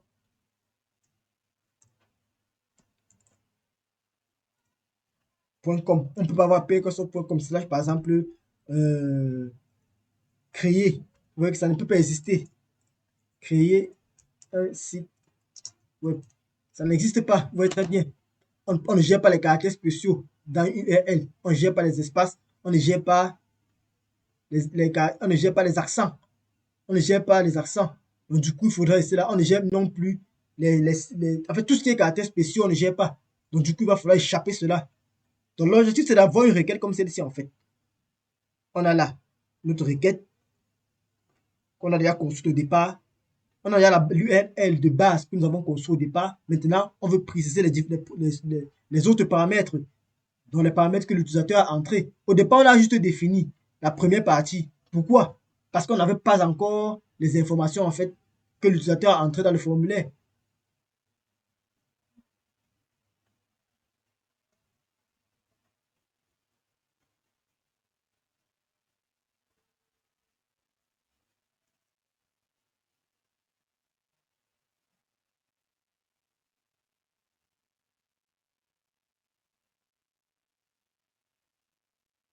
Allô?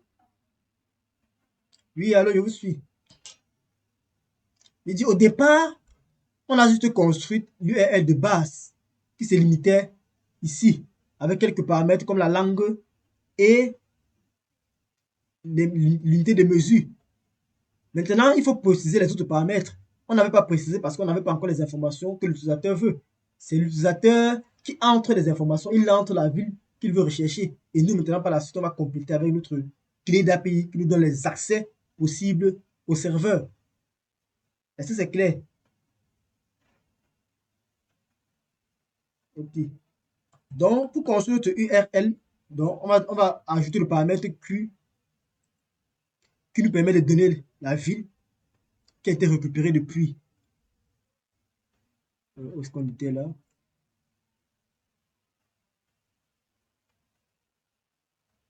Donc, ça nous permet de récupérer la ville que l'utilisateur a entrée. Bien évidemment, on interpole. C'est dans une variable. Alors maintenant, ce qui va se passer, c'est quoi? On sait que la ville est dans la variable city que nous avons pris en paramètre. Mais est-ce qu'on va directement afficher city? Je vous ai dit tout à l'heure que il faudrait cela qu'on échappe tous les caractères spéciaux. Par exemple, pour dire, il y a les villes, il y a les pays, il y a les villes qui ont des espaces, qui ont des tirets, qui ont des accents. Oh non, on ne va pas gérer ça. Oh, il y a une méthode JavaScript qui nous permet d'encoder cela. Donc, on précède d'abord notre dollar. Ensuite, on utilise la méthode encode UAI component.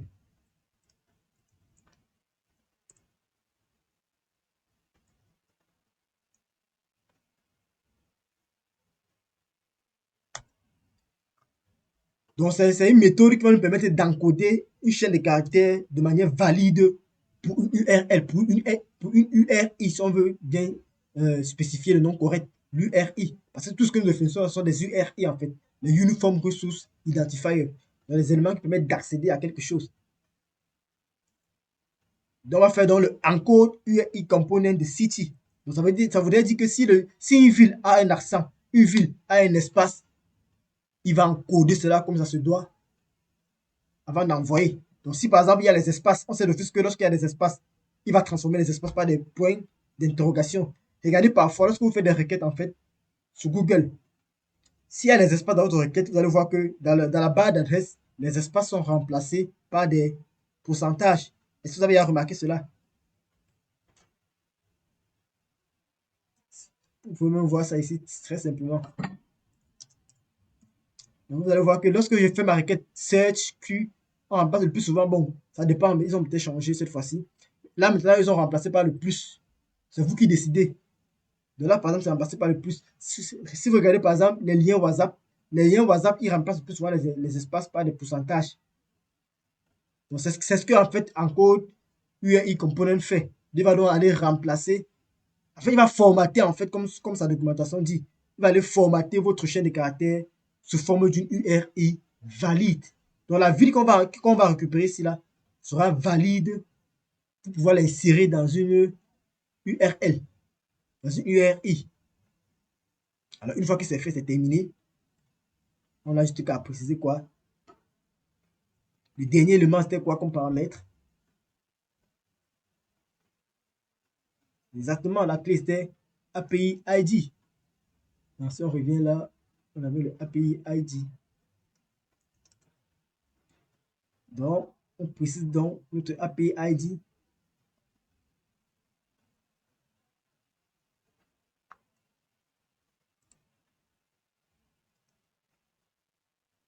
Égale interpolation toujours.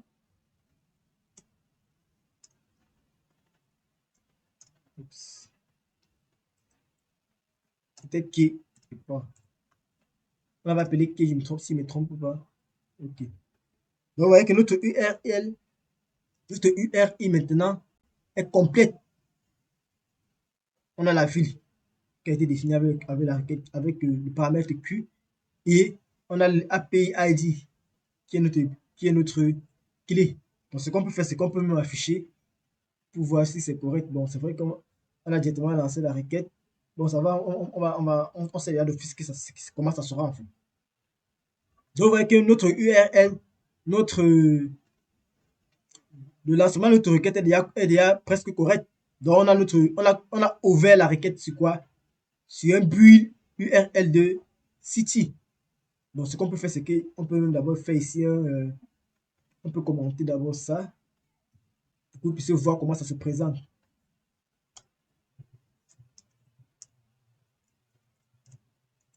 Donc, si on fait un console.log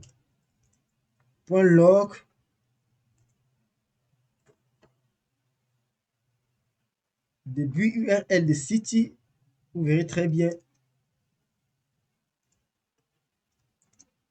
ce qui se passe.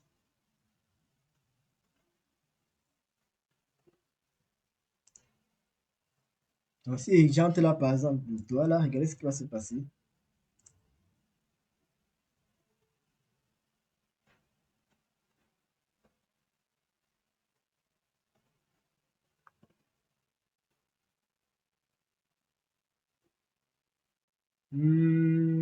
Identité, qu'est-ce qu'il dit? Il dit, est-ce que j'appelle le bon endroit?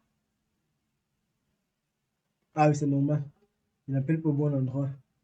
Si je vais appeler cela, ça va être plutôt ici. Est-ce que c'est clair? D'ici, si je vais appeler, c'est plutôt ici.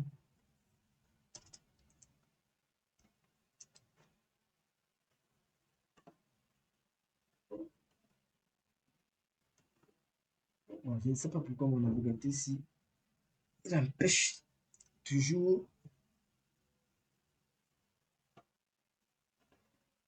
Bon, si j'ai testé là, par exemple, voilà, c'est censé afficher. Oh là là, pourquoi il n'affiche pas? Bon, on va gérer son problème plus tard. Bon, regardons pourquoi il n'affiche pas. C'est un simple truc, hein. Où est-ce que nous sommes? En fait, il est pas en train de trouver la variable. Donc, du coup, forcément, il y a quelque chose quelque part qui n'est pas bien. Qu'est-ce qu'il ne trouve même pas d'abord?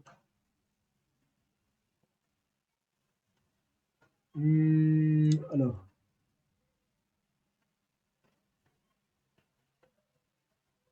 ah, c'est même moi qui suis en train de faire un appel. Normalement, City, est-ce que j'ai City? On va tester quelque chose pour voir.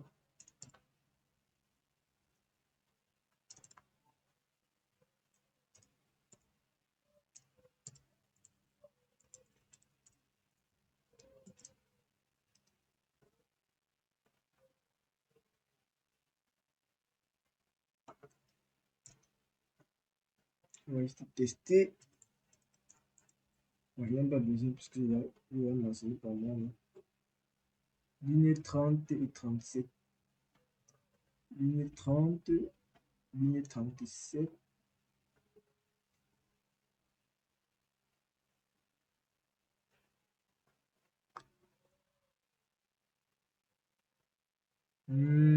Pourquoi il refuse? Pourquoi il refuse?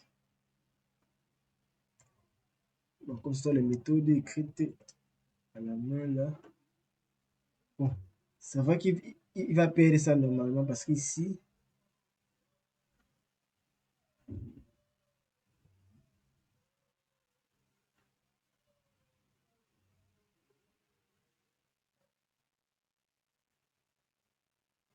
euh, il pense que tout à l'heure, ça fichait bien. En fait, c'est normal qu'à la fin, il ne vienne pas parce on a des fonctions qui sont appelées et qui ne, et puisque les variables sont détruites à la fin, puisque c'est local, c'est fait les portées en fait des différentes variables. Mais ici, là, ce que je vais faire, c'est que je vais essayer d'afficher city. Donc, c'est normal parce que nous, ce qu'on va faire, c'est qu'on va chaîner les opérations. Et lors du chaînement, on ne va pas constater cela. Bon, maintenant, ce qu'on est en train de vouloir faire, c'est qu'on est en train de vouloir récupérer une valeur qui a été, je dis ça comment, une valeur qui a été créée depuis une fonction. Après, on essaie de retenir cela en question, la chose. Donc, du coup, ça ne peut pas, ça va mettre indifférent parce que la variable sera vide à chaque fois à l'appel. Oui, ça existe. Ça existe. En fait, le problème, c'est au niveau des appels. Donc, nous, on va chaîner. Donc, du coup, le problème, c'est que lorsqu'on lance cette requête MES request, en fait, il est censé s'exécuter dans cette ici, pour pouvoir faire appel à tous les éléments qu'on a fait. Du coup, si on vient l'afficher après, ça va pas plus s'afficher en fait, parce que la variable, puisque c'est une fonction, la durée de la scope d'une fonction, c'est quoi? Lorsque ça finit de s'exécuter, les variables sont détruites en fait. Donc, pour laquelle vous voyez à chaque fois, on va chaîner tout à l'intérieur de l'un pour éviter cela.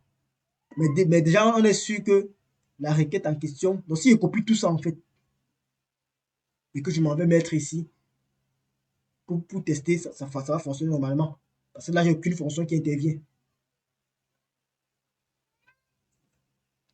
Ok, on vérifie d'abord si notre but URL est correct. On a d'abord la base URL que nous avons d'abord pris. Si notre base URL était correcte d'abord, on avait dit ici là dans la document, mais j'avais copié, donc je pense qu'il n'y a pas de problème. point d'interrogation, units égale à métrique, langue égale à fr, oui c'est bon. Au niveau maintenant de notre bulle, qu'est-ce qu'on avait? On avait dit qu'on prenait d'abord la l'URL de base. Après, on a ajouté la requête qui constitue la ville en question, qui était quoi? On encode ça avec la encode URL component et on prend en paramètre la ville.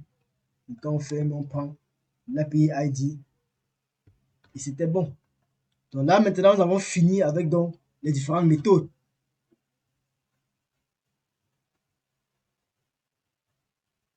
Et ce qu'on doit faire maintenant, c'est essayer de lancer l'ouverture de notre requête. Comment on le fait donc? Est-ce que vous vous rappelez de la méthode qui permettait d'ouvrir notre requête? C'était tout simplement la méthode. Vous dites, donc avec la méthode is, on veut lancer la. Oui, on veut ouvrir la requête, non, on veut ouvrir. On va envoyer la requête. Et qu'est-ce qu'on avait fait? Qu'est-ce qu'on avait dit pour envoyer la requête? Même oui, mais avant d'envoyer la requête, est-ce qu'il n'y a pas quelque chose qu'on a oublié?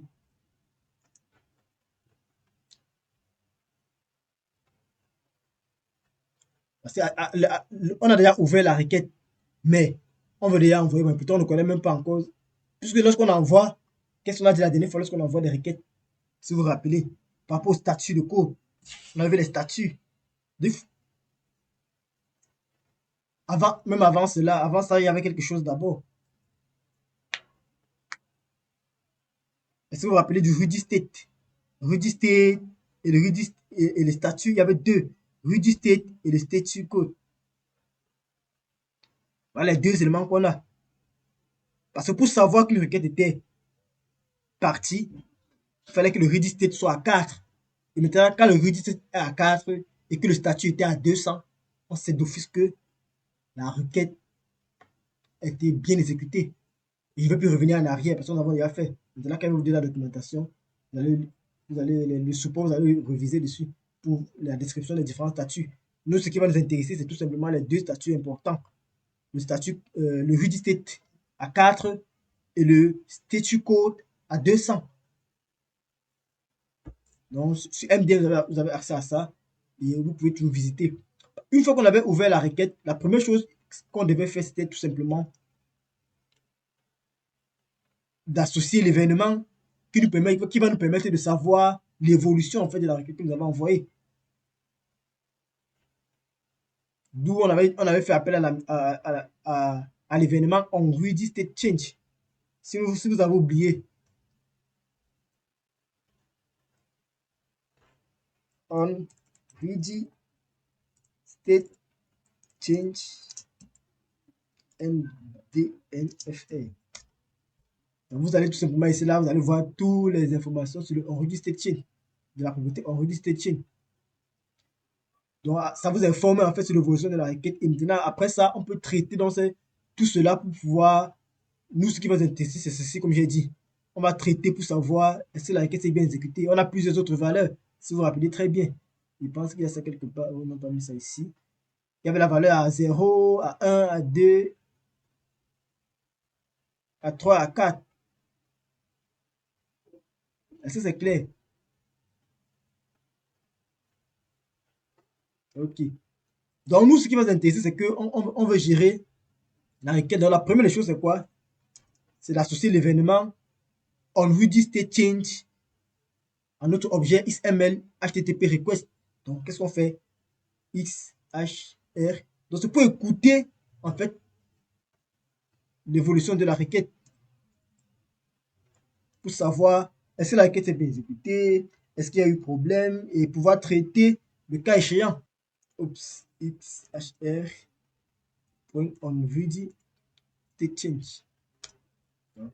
C'est pas si quand vous codez ici, là, en fait, sur chaque méthode, vous pouvez avoir les informations sur cette méthode ici.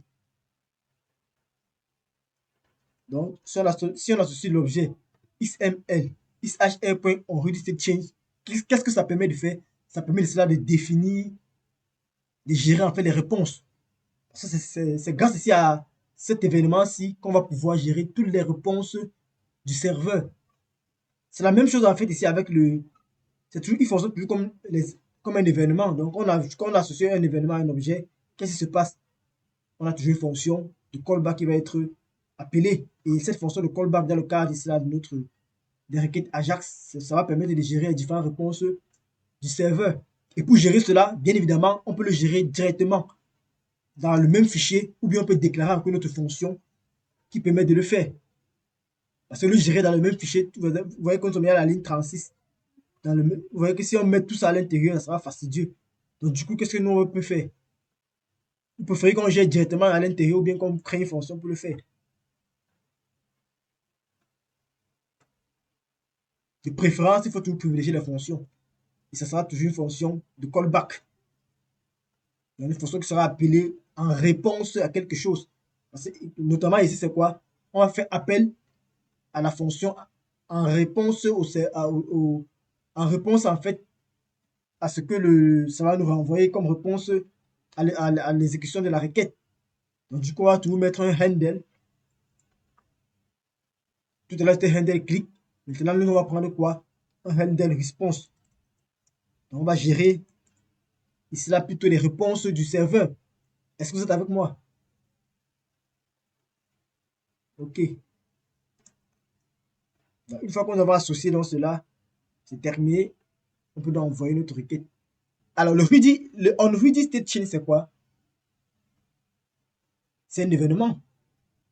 Lorsqu'on lance une requête XML HTTP request, à côté de cet objet-là, on a le onReady state chain. La dernière fois, nous avons fait le onReady state change. Nous avons fait les statuts code. Nous avons vu comment est-ce qu'on sait que la requête est exécutée. Comment est-ce qu'on sait que la requête est partie. En fait, les différents niveaux où la requête se trouve. Avec lui, on pouvait savoir est-ce que la requête est partie ou est-ce que à quel niveau en fait se retrouve la requête qu'on va envoyer. De manière grosso modo, c'est une propriété qui est liée cela à quoi? À notre objet de type XML HTTP request. C'est d'abord la première chose qu'il faut considérer. Et il va nous permettre tout simplement d'interagir avec les différents objets que nous avons. Alors la dernière fois, si vous vous rappelez pour une dernière fois, il faut toujours noter pour réviser. J'avais dit cela quoi. Lorsqu'on a une requête, lorsqu'on extensie en fait un objet de type XML HTTP request, on a un objet de type HTML request. Et lorsqu'on va effectuer la, comment il veut dire ça? Lorsqu'on va effectuer la requête, donc là, lorsqu'on ouvre déjà la requête en fait, il va se passer plusieurs états. Il faut qu'on sache vraiment quel est l'état de la requête que nous venons d'ouvrir. 1. Si l'état est ouvert. 2. Si l'état est, si ça a envoyé. Parce que quand on ouvre, s'il n'y a pas de problème, la requête, ça s'ouvre exactement.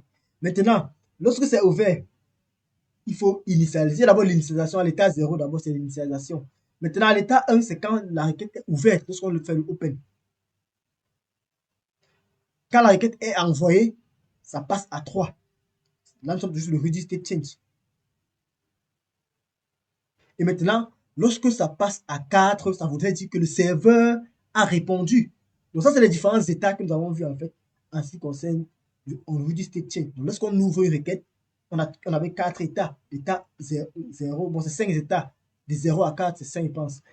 On avait l'état 0 qui nous spécifiait que l'état est non initialisé. Lorsqu'on ouvre déjà la requête, ça passe à 1. Lorsque la requête est envoyée, lorsqu'on fait le send, ça passe à 2, à 3. Maintenant, si le serveur nous répond, si on a une réponse en fait de la requête envoyée, ça passe à 4. Et donc, ce que nous faisons maintenant, donc, lorsqu'on associe cela, l'objet XML, l'objet onReady state chain, ça fait quoi? C'est que à travers lui, on va définir une fonction qui va nous permettre en fait d'examiner en fait l'état de la requête à chaque fois. Donc, quand l'état de la requête va changer, on va pouvoir render, on va pouvoir savoir. Par exemple, quand on dit render response, à chaque fois qu'on aura changement d'état de la requête, il faudra qu'on récupère cet état-là et on peut gérer cela pour faire ce que nous voulons. Par exemple, si la requête, si les réponses sont en attente, Ça veut dire que la requête est partie, donc on attend la réponse. Du coup, qu'est-ce qu'on peut faire? On peut interroger si le serveur a répondu peut-être par 200 pour dire que sur le serveur, la requête s'est bien exécutée et il a renvoyé réponse. La fonction qui est associée cela à onRegisterChange, qu'on a appelé par exemple cela handle response. Normalement, c'est une fonction callback qu'on définit, mais nous, on peut décider de mettre ça directement dans une variable qu'on va définir plus tard. Donc, la fonction ci qu'on va définir ici, là, en fait, va nous permettre tout simplement, en fait, elle va être appelée à chaque fois que l'état de notre requête aura changé. Et, et l'état change jusqu'à 4. Quand l'état est à 4, ça voudrait dire quoi? Que ça donne. Donc là, ça veut, dire que ça veut tout simplement dire que la réponse de la requête est récupérable. Donc la requête est terminée et sa réponse peut être récupérée. Donc le serveur a retourné quelque chose. Et maintenant, ce quelque chose que le serveur a retenu là, on va pouvoir l'examiner avec ce qu'on appelle les statuts code HTTP, si vous vous rappelez très bien. Nous avons vu les statuts 200, les statuts 300, les statuts 400, les statuts 500. La vague en fait. Est-ce que vous comprenez? Et ce qui va nous intéresser aujourd'hui, ce sera juste le statut 200. Pour dire que, étant donné que la requête a changé et c'est passé à done, ça veut dire quoi? Ça veut dire que la réponse de la requête est déjà récupérable. Étant donné que c'est déjà récupérable, on va juste interroger si est-ce que ce qui est récupérable là, son statut est à 200. Statut étant à 200 voudrait dire quoi? Que le serveur a répondu de manière favorable, que la requête s'est bien exécutée également côté serveur. Parce que ce que Ajax fait, c'est quoi? Il envoie juste la requête. Et quand il répond done, ça veut dire que la requête est bien partie. Et maintenant, côté serveur, on attend un statut code. Puisque c'est arrivé sur le serveur quand c'est à 4. Quand le ready state est à 4, ça veut dire que la requête est arrivée au serveur. Et maintenant, quand la requête arrive au serveur, le serveur doit traiter cette requête-là et renvoyer une réponse. Étant donné que notre ready state dit que c'est à 4, ça veut dire que la réponse est déjà revenue. Étant donné que la réponse est revenue, nous on interroge juste pour voir est-ce que dans la réponse là, le statut du code HTTP est à 200. C'est ce qui nous intéresse actuellement. Prochainement, on va voir d'autres choses. Si le statut code est à 200, ça voudrait dire que le serveur a répondu favorablement, il a exécuté notre requête et ça s'est bien exécuté. Il nous retourne un statut de 200 pour dire que la requête s'est déroulée avec succès. Et si ce n'est pas 200, ça voudrait dire qu'il y a eu une erreur sur le serveur et on va pouvoir traiter ces erreurs-là, les afficher dans notre page, toujours en utilisant notre méthode